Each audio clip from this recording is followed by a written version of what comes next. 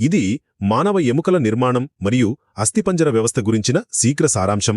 అసలు మన శరీరానికి ఇంతటి బలమైన పునాదినిచ్చే ఈ ఎముకలు ఏ మూలకాలతో తయారవుతాయి, ఈ సిస్టమ్ ఎలా పనిచేస్తుందనే ఆసక్తికరమైన సైన్స్ను ఇప్పుడు మనం డీకోడ్ చేద్దాం. మొదటిది, ఎముకల దృఢత్వం వెనుక ఉన్న సీక్రెట్ ఏంటంటే కాల్షియం మరియు ఫాస్ఫరస్.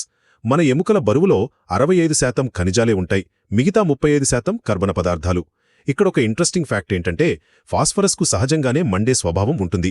అందుకే దహన సంస్కారాల సమయంలో మృతదేహాలు అంత కాంతివంతంగా మండుతాయన్నమాట. వినడానికి ఎంత ఆశ్చర్యంగా ఉందో కదూ.